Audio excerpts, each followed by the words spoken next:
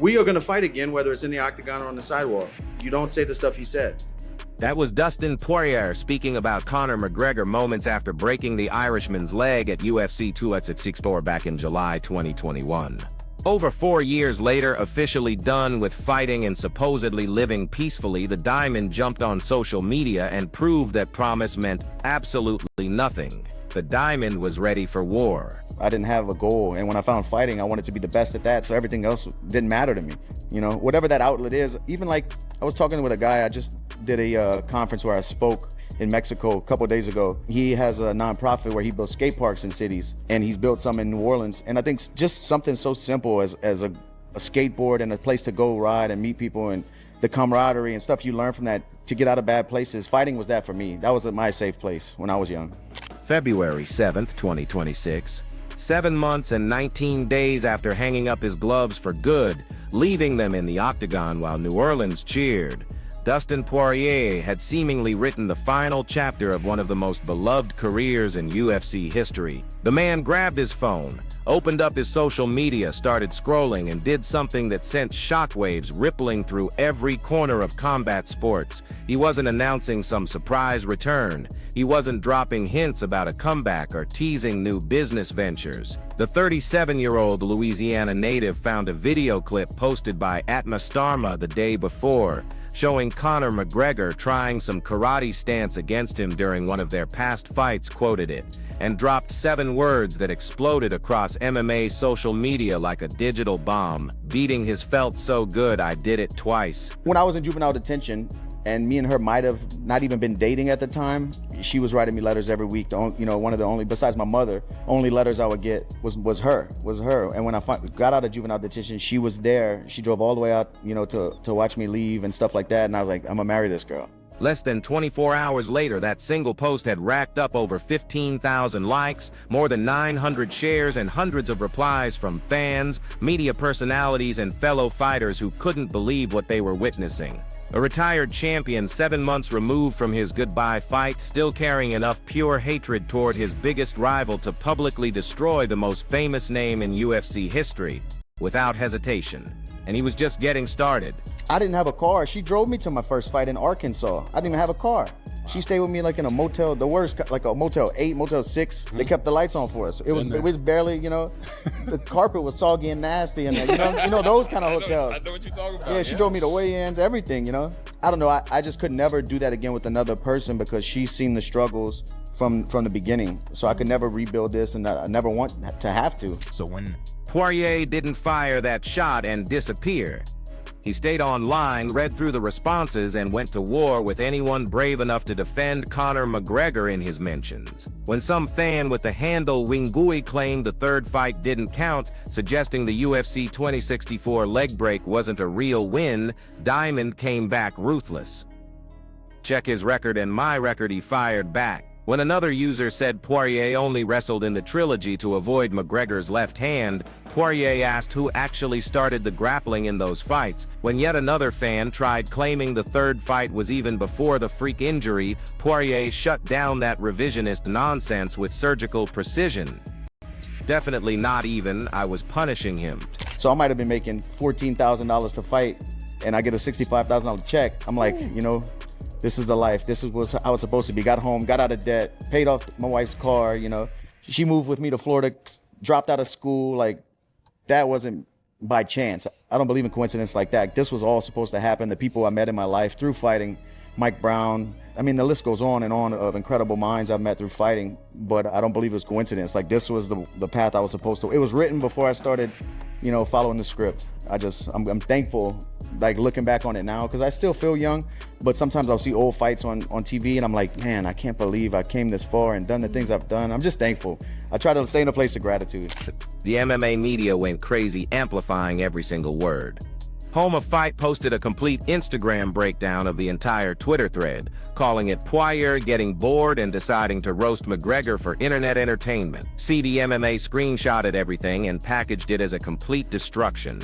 The Fight Circus summed it up bluntly, describing Poirier as systematically cooking McGregor's defenders all day long. Fan accounts everywhere reposted screenshots declaring the hatred is real, like anyone following this rivalry needed that reminder. McGregor Reels said Poirier was straight up eviscerating McGregor. Most importantly, MMA Uncensored connected this social media assault to the hottest rumors in the sport. Dustin Poirier goes off on Conor McGregor. Will we see fight number 4? A question tied to widespread talk about a potential UFC event at the White House on June 14, 2026, where McGregor's long-awaited return could headline. This context makes everything bigger than just a retired fighter killing time online. McGregor has been teasing his octagon return relentlessly throughout early 2026 training camp posts, public declarations about huge plans, massive money, and modern medical science superpowers, invoking religious imagery, posting prayers, promising the world hasn't seen anything yet. Meanwhile, reports from Sportskeeda and Essentially Sports suggest Poirier has specifically hinted at coming out of retirement to welcome McGregor back to the cage at that rumored White House card, capturing everyone's imagination. McGregor has stayed completely silent about Poirier during this whole cycle. As of February 8, 2026, no direct response to any of the taunts has appeared. He's been posting about family, cigars, his Catholic faith, and vague return timelines, but he hasn't engaged with Poirier's provocations whatsoever. Right now, these shots are entirely one-sided. Make no mistake, though. This wasn't some random outburst from a bored retiree scrolling social media with nothing better to do. Poirier has repeatedly and emphatically denied any possibility of making peace with McGregor across multiple interviews over the years. When McGregor commented congratulations on a post celebrating Poirier's newborn child in early 2026, a seemingly kind gesture from a former rival, Poirier dismissed it completely, refusing to acknowledge the olive branch. In past interviews with Ariel Helwani, when asked point-blank if the McGregor feud was finally over, Poirier's answer was exactly 2 words, the second being Conor, the first being profanity that can't be repeated here. No handshakes. No burying hatchets. Nothing remotely resembling closure between these two men.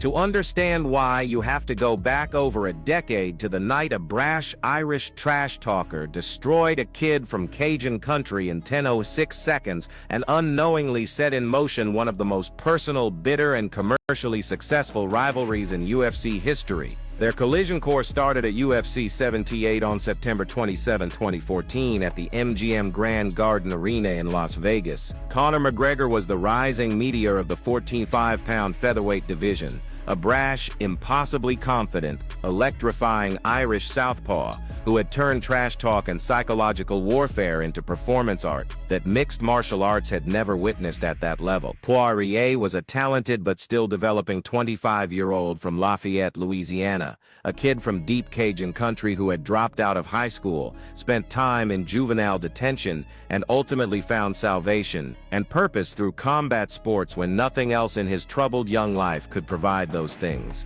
McGregor demolished Poirier in exactly 106 seconds. A crisp left-hand combination dropped the Louisiana fighter to the canvas. Ground strikes sealed the first-round TKO at 1:46 of round 1. Referee Herb Dean called it off as McGregor's star launched into mainstream celebrity orbit. For Poirier, it was the most devastating, publicly humiliating loss of his professional career. He later admitted McGregor's relentless pre-fight taunts, mocking his chin, casually predicting a quick finish, wholesale dismissing everything Poirier had worked and bled for, had gotten inside his head completely, causing him to fight with raw emotion rather than calculated intelligence. That single loss, those 106 seconds of total destruction, fundamentally rewired Dustin Poirier's entire approach to the sport and his own identity as a fighter. Over the next 6 years, while McGregor chased and captured the featherweight title by knocking out Jose Aldo in a historic 13 seconds at UFC 94, then moved to lightweight to beat Eddie Alvarez and become the first simultaneous 2-division champion in UFC history, then crossed to boxing to face Floyd Mayweather in one of the highest-grossing events in combat sports history, then returned to MMA to lose via submission to Khabib Nurmagomedov, Then accumulated legal issues, personal controversies, and extended layoffs, Poirier quietly and systematically rebuilt himself from the ground up into one of the most dangerous and technically complete lightweight fighters on the entire UFC roster. He beat former champions Eddie Alvarez and Anthony Pettis. He finished Justin Gaethje in a Fight of the Year Classic. He defeated Max Holloway to win the interim lightweight title in April 2019. His boxing sharpened into a genuinely world-class weapon. His grappling evolved into a serious threat from multiple positions, and his calf kicks, those devastating, precisely targeted low kicks, aimed at the peroneal nerve on an opponent's lead leg, became the signature tactical weapon that would ultimately rewrite the McGregor rivalry completely. By late 2020, both men agreed to run it back at lightweight. The build-up carried an initially respectful tone. McGregor even pledged a $500,000 donation to Poirier's Good Fight Foundation, a charity supporting at-risk youth programs in Lafayette, Louisiana. That charitable promise would soon become one of the ugliest flashpoints in this entire rivalry, but before the money dispute, before the personal attacks, before everything that followed, they had to fight. UFC 257 took place January 23, 2021 at Etihad Arena in Abu Dhabi on Fight Island. McGregor came out sharp and aggressive in round one, landing hard left hands and a shovel right hook that snapped Poirier's head back visibly. But Poirier absorbed the early fire with remarkable composure and began methodically chopping McGregor's lead right leg with heavy, precisely placed calf kicks that accumulated damage with every landing. The fight site's technical breakdown described the strategy as the death of a southpaw. Poirier exploited the southpaw versus southpaw stance matchup to systematically deaden McGregor's lead leg, dulling the Irishman's explosive entries and exits, progressively stripping away the footwork and lateral movement that made Conor McGregor one of the most dangerous strikers in the sport. By round two, the accumulated damage was catastrophic and obvious. McGregor's leg buckled repeatedly under his own weight. His trademark pivoting and angling disappeared entirely. Poirier pressed forward with supreme confidence, trapped McGregor against the cage fence and landed a devastating counter right hook that dropped McGregor badly. Poirier swarmed with vicious fight-ending ground and pound, hammering punches to the head until referee Herb Dean stepped in to stop it at 2:32 of round two. The official stats told the story definitively. Poirier landed 48 of 91 significant strikes at 52% accuracy, compared to McGregor's 29 of 66 at just 43%. It was the first knockout or TKO loss of Conor McGregor's entire UFC career. The trilogy was officially tied at one fight each. The aftermath of UFC 207 is exactly where this rivalry mutated from professional competition into something far deeper and more permanent. Genuine, visceral, personal hatred. Poirier went public with accusations that McGregor had completely ghosted him on the $500,000 donation, claiming his team had sent all necessary details and received nothing but silence from McGregor's camp. McGregor responded defensively, at one point publicly questioning the legitimacy of Poirier's charity itself, briefly threatening to cancel the trilogy fight entirely over the embarrassment. Poirier later acknowledged he might have jumped the gun going public rather than handling it privately, but the damage to their relationship was irreversible. The donation was eventually redirected to a related cause and the trilogy was confirmed, but the tone between these two men had shifted permanently from professional respect to open, unrestrained animosity. Then came the build-up to UFC 264. That's where the rivalry descended into genuine, unambiguous darkness. McGregor went lower than he had ever gone in any feud with any opponent in his entire career. He directed deeply personal, vulgar, degrading attacks at Poirier's wife Jolie. He called Poirier an inbred hillbilly. He made explicit threats. He posted and later deleted a series of tweets directly attacking Poirier's family that screenshots immortalized across the internet forever, long after McGregor tried scrubbing them from existence. To grasp how deeply McGregor's words cut into Poirier's core, you need to understand what Jolie Poirier means to this man, which he has explained in his own words with vulnerability that's extraordinary. extraordinarily rare among professional cage fighters. Jolie Poirier drove Dustin to his very first professional fight in Arkansas when he didn't even own a car. She stayed with him in the cheapest, most rundown motels in America, soggy carpets and barely functioning lights, while he weighed in for fights that paid almost nothing. She was his anchor when he had no direction, his believer when he had no self-belief. McGregor dragged that woman's name through the mud for clicks, for psychological advantage, for the manufactured chaos that fuels pay-per-view sales. He crossed a line that Dustin Poirier has never, not for a single day in the years since, forgiven or forgotten. On July 10, 2021 at T-Mobile Arena in Las Vegas in front of a sold-out crowd, Poirier stepped into the octagon to settle the score with a man he now genuinely, deeply, thoroughly despised. UFC 2064 was the rubber match. The third and, as events would unfold, final fight of the trilogy. The fight opened competitively, both men loaded with bad intentions. McGregor used spinning body kicks and straight lefts. Poirier countered with leg kicks and relentless forward pressure. They clinched and went to the ground. McGregor attempted a guillotine choke. Poirier escaped and answered with elbows and vicious ground strikes from top position. Poirier accumulated 3 minutes and 18 seconds of control time on the mat. McGregor accumulated exactly 0. Then in the dying seconds of the round, as both men exchanged heavy swings on the feet and separated, McGregor stepped backward to reset his stance, and his left tibia and fibula snapped grotesquely beneath him in a compound fracture visible to every camera in the arena. He collapsed to the canvas in agony. Referee Herb Dean stopped the fight at the 5-minute mark of round 1 via doctor's stoppage. Poirier. The fracture was likely initiated by a checked kick earlier in the round that weakened the bone before the step-back completed the catastrophic break. McGregor was carried out of the arena, underwent emergency surgery, and has not competed in a professional mixed martial arts bout since that night, a layoff that by February 2026 had stretched past 4.5 years. The trilogy was settled. Poirier held a decisive 2-1 series lead. McGregor won the opener at featherweight in 2014, but Poirier won both lightweight rematches, finishing McGregor each time. Total fight time across all 3 bouts, approximately 14 minutes and 18 seconds across 85-88 combined seconds of action.